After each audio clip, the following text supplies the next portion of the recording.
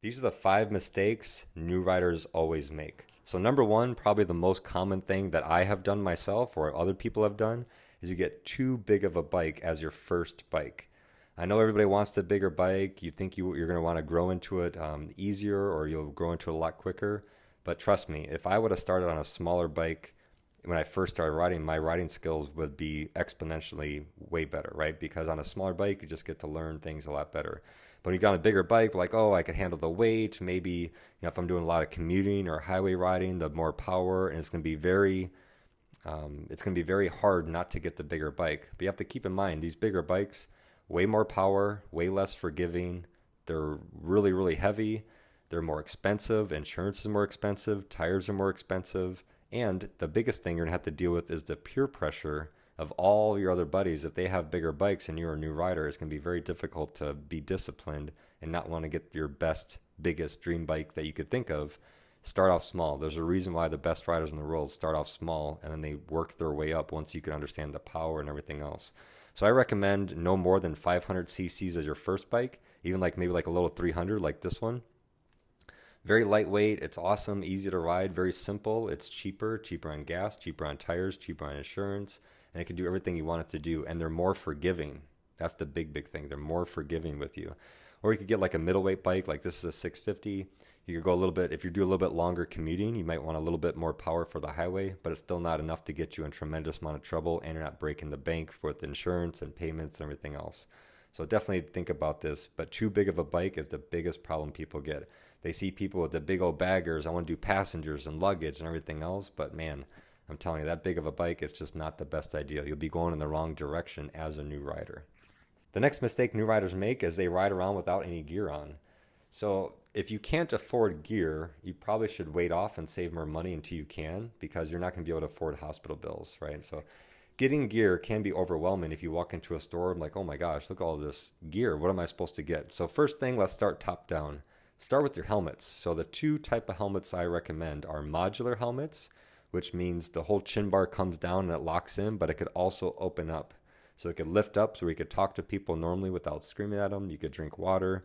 It even has like a built-in tinted visor, so you may not have to wear sunglasses, but it's very convenient, easy to use, and you still have the protection of a full face, but you could lift it up. It's going to be a little bit heavier probably, and maybe a little bit louder with the wind, but you could always wear earplugs to take care of those things. So either a modular helmet like that, or you could get a full face helmet. And there's a bunch of different brands, and each brand has a slightly different size and shape. So sometimes I'm a medium in one helmet, but I'm a small in a different brand. So you have to try them out and see what works best for you. And I recommend once you try on a helmet with the size of the one you want, go to a website like Revzilla and see if you could find the exact same helmet cheaper, just because you could find it online. So start modular helmet or full face, ECE, DOT, those are the types of things of the certifications on the back I recommend. Moving on down, so you want the meat and potatoes of your gear is your jacket and your pants. So either you want textile or do you want some kind of leather jacket. Either way, whenever you're looking at the type of jacket you want for the conditions that you're riding in, you want to make sure it has armor. You want armor in the elbows, you want armor in the shoulders, you want something put in the back. If you go tumbling across the ground, what parts of your body are going to hit the ground? Those are types of things to think about. And they can be expensive, but you don't want to get yourself in a situation where you wished you would have put on better gear right before you hit the ground. I know it's going to be a little bit warmer, but I'd rather sweat than bleed. Trust me, you don't want to hit the ground wearing minimal or no gear. I've done it before. A lot of people I know have done that before, and we all regret it. And it gets very bad very quickly. Even if you have your medical payments and everything covered, you don't want to have a broken back, broken leg, may not be able to ride again, anything else. So when you get the jacket right, try it on, see how it fits. It should be nice and snug. Motorcycle gear should not be loose and baggy and comfortable. It should still be comfortable, but it should be snug to your body. That way, if you go tumbling across the ground, the armor will stay in the places you actually want it to be. So make sure it's nice and snug, like this jacket is fitting me right now. It has all the good armor in the shoulders and the back. And then one thing to keep in mind, a lot of jackets do not have actual good back protector. Like this right here, it's just foam insert. It's just like a place card holder. Like that's not meant for any protection whatsoever. So you want to get your jacket, but then find an extra back protector that's made for your jacket, probably the same brand, that will fit in that slot to actually have good back protection. Or something like this that goes all the way down to your tailbone. Absolutely awesome. This should be minimum you get for a back protector. You see that? all the way to the top, all the way down to the bottom. Definitely 100% recommend a good back protector if your jacket doesn't already come with one. The next thing to consider, I know you just want to ride around with your tennis shoes on, but you want to get actual dedicated motorcycle boots or shoes. So motorcycle shoes, they're very stiff. They should have some kind of ankle support. That's what's going to get damaged very easily. Some of them have straps.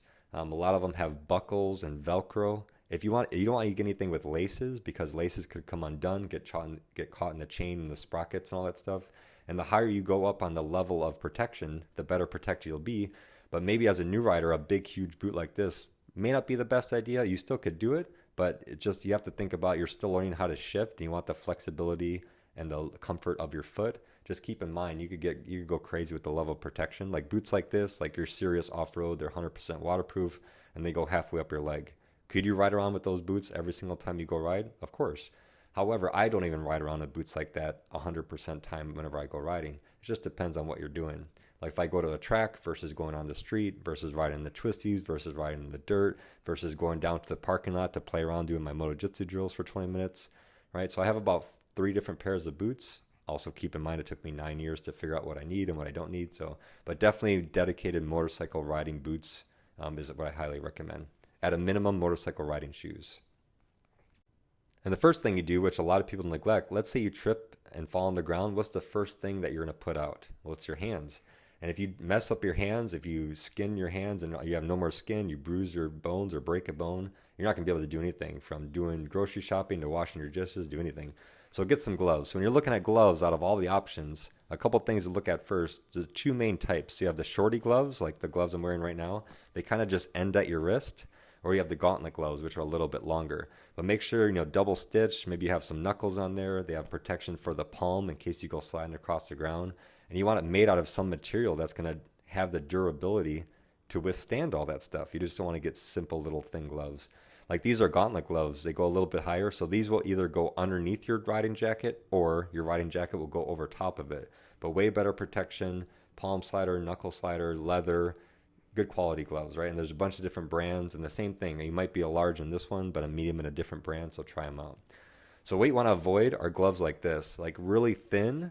They might be like attractive to buy because they're cheaper, but I'm telling you, 1 second, literally 1 second on the ground with your hand on the ground, they're just going to disintegrate. It's not going to do any good for you protectors wise. So definitely don't recommend those gloves for riding a motorcycle. Those are dirt bike specific gloves, so ride in the dirt with those. Another type of glove you get, so shorty again, right? But they're full leather, 100% full leather, and not like a combination of anything else. And they're perforated. They have holes in them, so a little bit cooler, right? So think about the weather you're in, where you're at, but definitely get some good quality motorcycle specific gloves. Next thing you want to get is the riding pants. Like this is the minimum, like riding jeans. They have armor in the hips. They have armor in the knees. And the good thing about riding jeans, make sure they have some kind of Kevlar reinforcement on the high slide areas. So where would you be sliding or tumbling across the ground? All across your butt, on your hips, and on your knees. So if I turn the pants inside out, so check this out. See how the Kevlar goes down? So the more Kevlar on the inside, the better. That it makes it very abrasion resistant, very, very strong material. So these riding jeans with armor in the hips and in the knees, that would be the absolute minimum thing I would ride. So kind of the next level up for the protection wise. So this is like full waterproof. You got the adjustments on the bottom to lift, to get over top of a really big boot. It's got a whole bunch of zippers and armor, and this one's even coveralls to go over top. So this is like full adventure type riding. You're riding on road, off road, rain, sun, everywhere. You can ride everything in these things. And then last is kind of like the happy medium. The riding pants got a bunch of pockets for convenience, right? You're riding around, or say you have overpants. You put these over top to your normal riding, like your jeans, and you going into work, you could take these off really quickly, put them in a locker, but they still have the armor. They got the pockets for you. They got the hip armor. So a lot of things to consider, but I do not recommend just straight up normal Levi's jeans. You might as well be wearing pajamas. Another thing to keep in mind, these are very attractive. I see a lot of people want to wear these. They're only $15, but they're mechanics gloves. The brand is actually Mechanics. These are built for, can you guess it? Mechanics. They're not meant to be riding a motorcycle on. They're super thin. They could just disintegrate. Don't recommend riding with those at all. The next mistake riders make is they ride way too far and they go way too fast, and they do all those things way too soon. It's probably the number one problem I see. So when I'm teaching a motorcycle class, the beginner class, the rider gets their license, and a week later I see him way out, 60 miles away from their home up in the mountains. like, man, I recommend just explore your community. Just go around the block, explore your neighborhood, and just get used to stop signs and other cars, getting used to your bike, using your blinkers, remembering to turn off your blinkers, how to shift smoothly. No need to go way too far or way too fast. I don't recommend that at all. Another big mistake that could get people in trouble, and always does, is you're trying to keep up with more experienced riders. These riders have way more experience than you. They know the roads, and they just have overall time on the bike. So if you're trying to keep up, that's a big way to get yourself in trouble very, very quickly.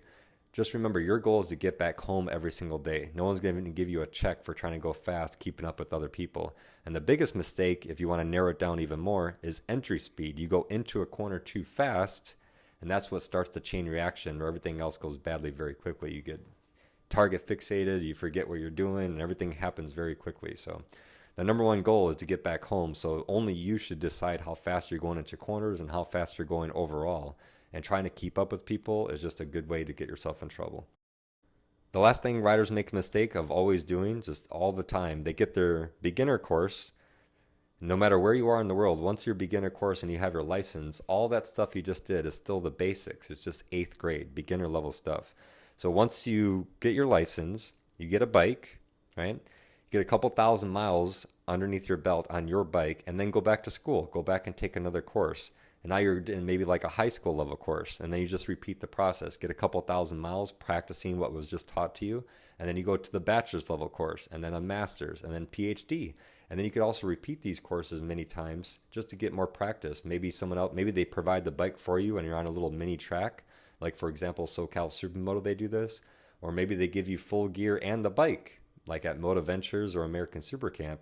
And you could take these courses over and over again. They're a tremendous amount of fun, first of all, and you're learning a whole lot about your bike, how to slip and slide, especially dirt riding. Highly recommend it. And if you don't have any courses nearby, well, I have my MotoJitsu books that can help you out, and I even have a new app with a couple of my books in the app with various drills that you could set up on your own time with damn near no equipment whatsoever. And there's even a place on the app where you could share your practice session and meet up with other people and practice it all together. It's a tremendous amount of fun. And I actually do my own MotoJitsu drills whenever I want to go warm myself up. If I get a different bike, I start off at white belt again. So there's a lot of things to do, but just don't neglect more training. All you did to get your license was beginner stuff. So if you don't take any other course for 20 years, you're just going to be a beginner with 20 years of experience, right? Keep on taking more formal training. Keep on challenging yourself. Do something out of the box. Get out of your comfort zone. The more you do things like that, the better overall rider you'll be. Thanks for watching. Don't forget to hit the subscribe, and I'll talk to you guys later.